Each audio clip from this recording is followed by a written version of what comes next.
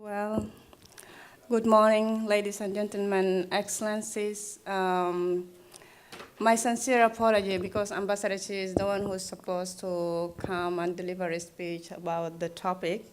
But unfortunately, I was just informed in the 10 minutes that I have to come personally and apologize. So don't expect anything that I'm going to deliver a speech or anything. But any question regarding the culture in South Sudan, even I'm not the one responsible. The desk officer for culture, actually, she's Jacqueline Vanesto, who did the whole communication. And she's not here also. But since I'm the representative of the country, so your questions are welcome. And if there's anything I can do, if not, I have to be prepared, you know, diplomacy and all these things. And I'm not well prepared, but you are welcome. Yeah. We've been talking a lot about development this week, so as the representative from the economic desk, she might be able to actually shed some light on some of the topics we've been talking about. Does anyone have a question?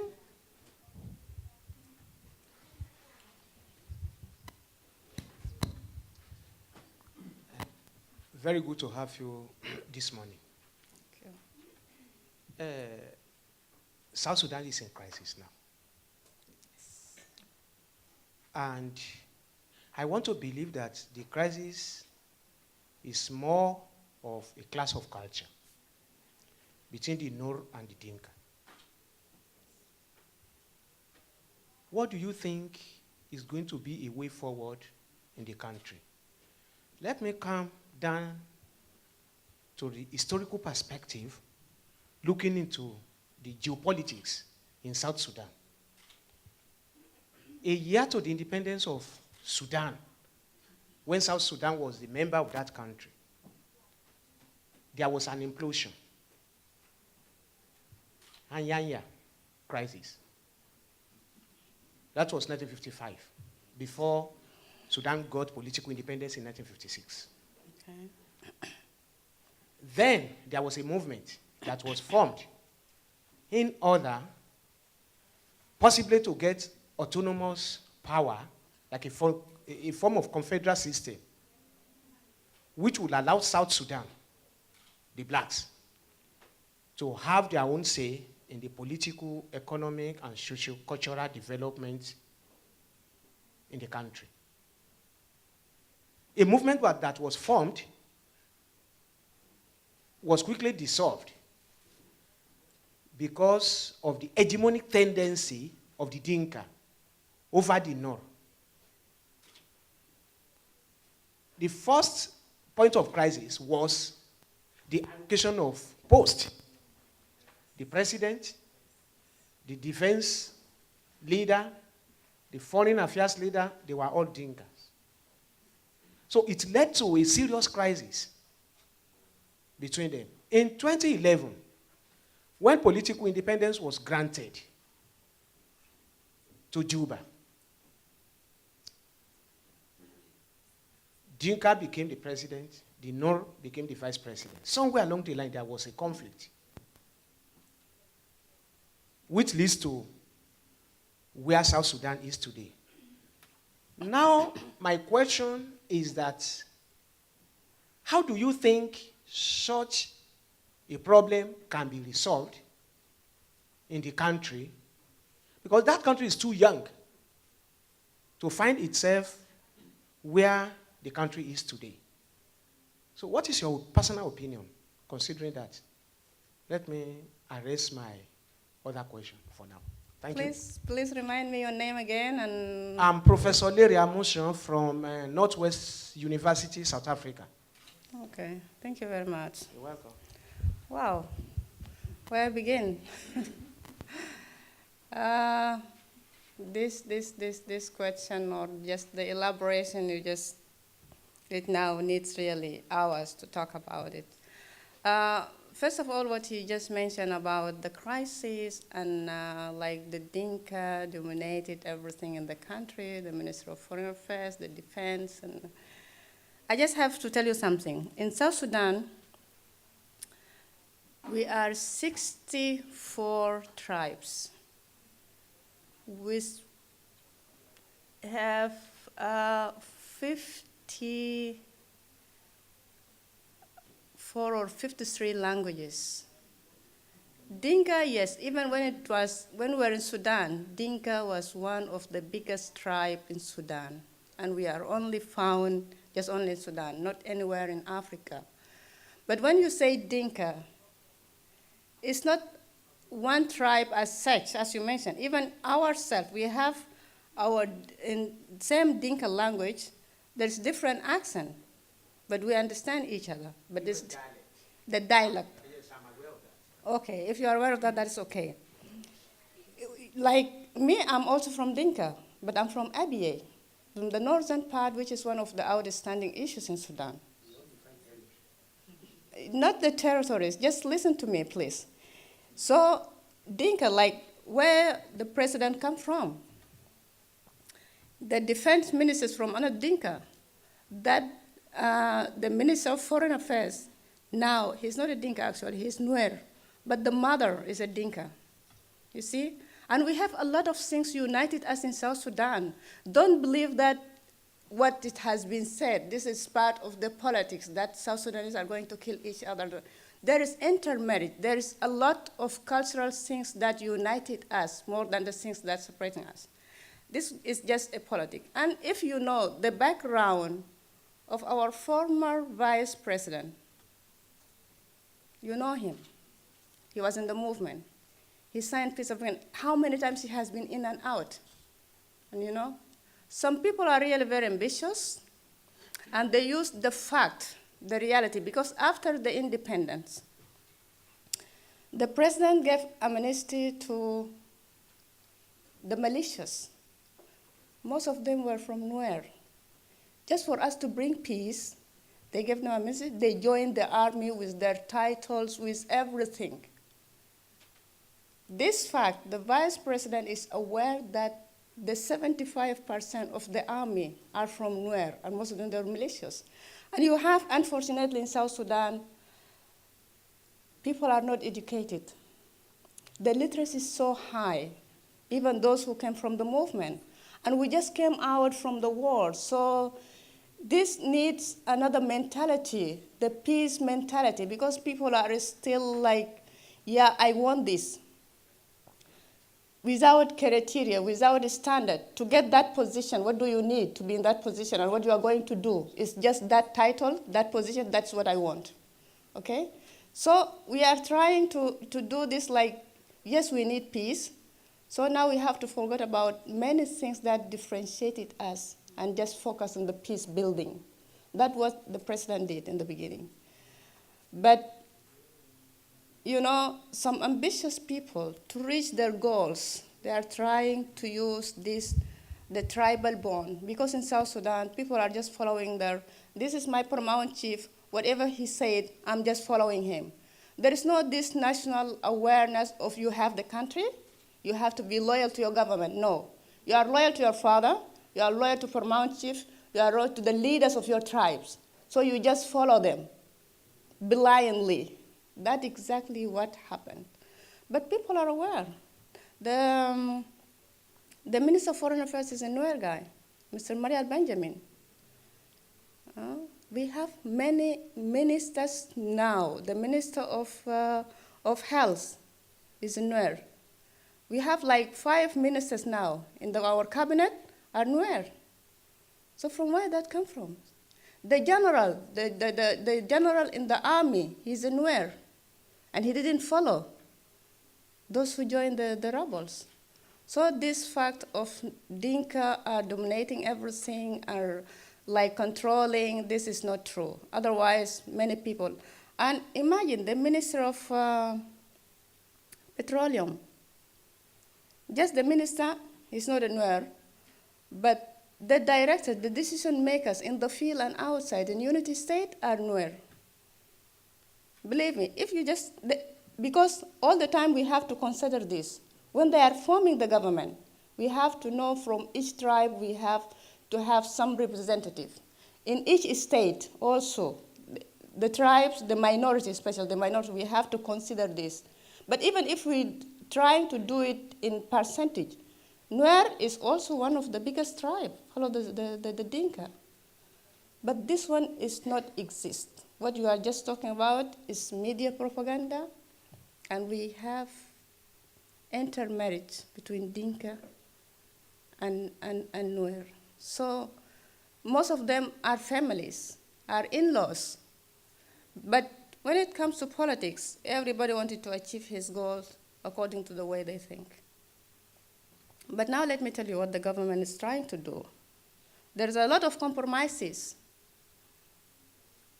to build the peace, because what we really want for our people, the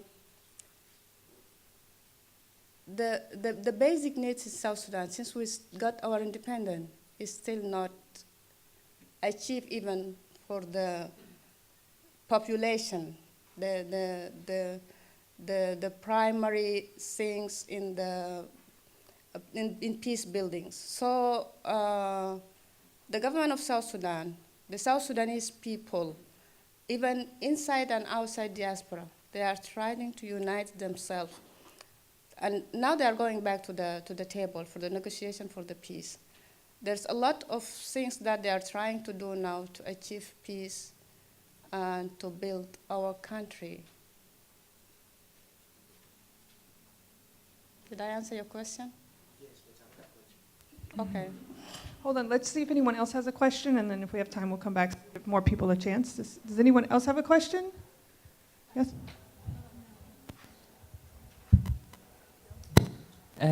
My name is Ibrahim Farah Hassan. So I have a question for you. When the conflict happened in South Sudan, Omar al-Bashir, president in Sudan, addressed the world. He said, if the conflict is not stopped, South Sudan will gain again South Sudan. What do you think this?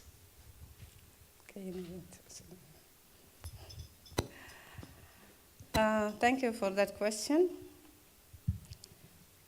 I hope that you might recall that when in December, when this crisis erupted, President of Sudan visited South Sudan, you know. So maybe what you are talking about is the things under the table, which I'm not the person that are going to talk about it. Yeah. You know, there is there is all the time these rumors and some accusation between Sudan and South Sudan. When there is any conflict going on in Sudan, they accuse South Sudan supporting the rebels, and the vice versa in South Sudan. So this is not my topic now to talk about. What has been seen in front of all the world, the president of Sudan visited South Sudan. We are here supporting you, and we don't want we don't want South Sudan after they gain the independence to go back to the war and all this. And all of us, we know. His question about the South Sudanese people are going to kill each other, it comes from Sudan.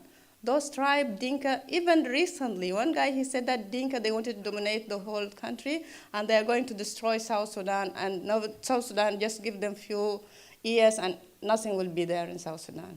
But this one is not true. The reality in South Sudan, many Ethiopians, they are in South Sudan, all the neighboring countries, you can see the result, the reality in South Sudan. This accusation is not our own. We just wanted to focus on the positive things. Thank you. I want to ask you about your feeling when you saw me. I myself, when I saw you, I feel happy because I met my sister from South Sudan. Wow.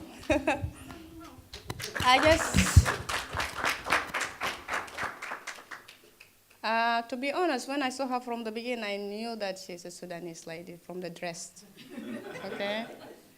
And if we know each other before, the first thing, before even I greet the host, I will go and hug her and say hi. This is normal. The social life in Sudan, even now, I grew up in Sudan, actually I speak Arabic, and I studied there. I have many colleagues. So for the South Sudanese people who were in Sudan or who lived in Sudan, not the one who grew up in East Africa or where, the social life is still good. We are still in WhatsApp, texting, how are you? Yeah, believe me. And still we have some South Sudanese people who are living in Sudan, in Khartoum. Some are still students, some are still living there for some reasons. And the same things for the Sudanese people who are living in South Sudan. One of the business people in South Sudan now are Sudanese people. But they live in, and they don't feel like they are not in their country at all. So just when it comes to the social life in Sudan and South Sudan, everything is fine. But when it comes to politics, this is what the difference is. Yes. Sport also united us. And I remember the last game between Sudan. So they were holding the two flags, Sudan and South Sudan, cheering each other. When Sudan is playing with one of the East African countries, South Sudanese people, they support Sudan. And the same thing, when South Sudanese people are playing with Sudan supporting us. So just let us now, I'm a politician, we are here for politics. So I don't want these emotional things just to mislead you. No. Thank you.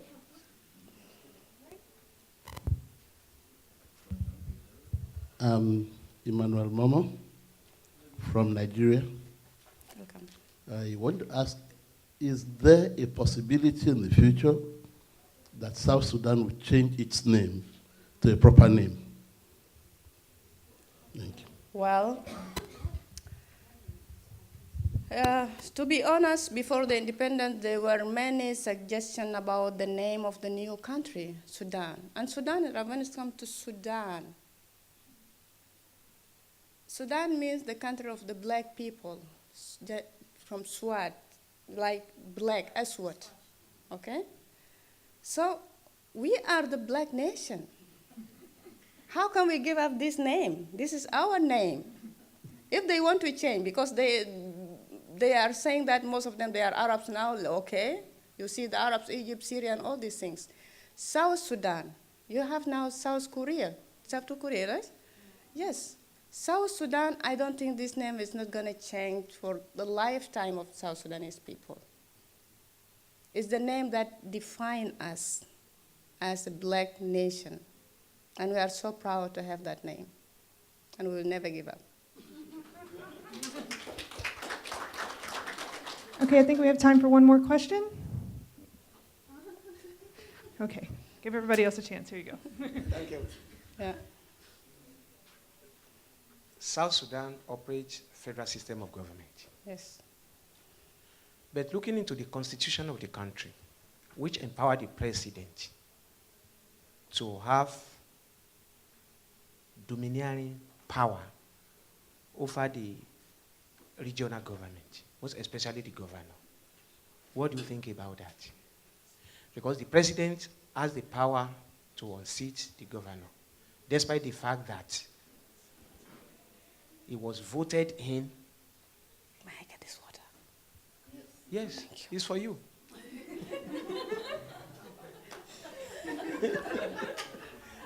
Thank you. President and governor were voted in as a representative of people. Somebody at the theoretical level that would champion their cause. But somewhere along the line from Juba, if the governor of Jonglei is being unseated, which overpower the power of the state assembly, what is your view pertaining to that? Thank you. Well, thank you very much. Believe me, it seems like Robert sends you today. Huh? You are completely against the government. Yeah. We will find time later when this one is over, okay? First of all, we just got independence 3 years ago. So even the Constitution, is not that the Constitution is going to last forever. There is a process of reviewing the Constitution, okay? Federal system, yes, is one. It has been even since 1974. We wanted this system. But even now, we cannot say that, yes, we are going to be a federal country. No, South Sudanese people have to vote for that themselves. Yes. And when the majority vote for this system, if they need democracy, if they need federal system, whatever any system they want, by democracy, we will implement that system. And our constitution is under review. Honestly, I don't know. But what I know so far, maybe the president made some mistakes. But this one, believe me, what is he trying to do is to make the country stable until we be in the right track or the right way to do the system. But all what you are reading is the white, I don't know, I mean the yellow papers, or those who are just against the country wanted to destroy everything, but nobody. Maybe you can say that the advisors, maybe the president have some wrong people beside him to give him some wrong advice, but not to that state that his dictatorship wanted to destroy the whole country. What is going to benefit from that? The history, his achievement during the movement, you see? He cannot destroy that just in the last minutes because of the fallout. Do you think that he's enjoying this? No, not at all. Nobody, the South Sudanese people in diaspora in South Sudan, those who are the leaders in the country and the simple person in South Sudan, all of them, they are just focusing how for us to get in the right way and to make our country stable after this crisis. Because this crisis really shocked us. Yes, there were some really differences, but we never, even in our nightmare, to dream that this one is going to happen like that, to this stage. The former vice president, the same SPLM leaders to divide themselves and brought the country to this stage now? Not at all. But you know, we are human beings. We are not perfect, and we are not in a perfect world. So, thank you.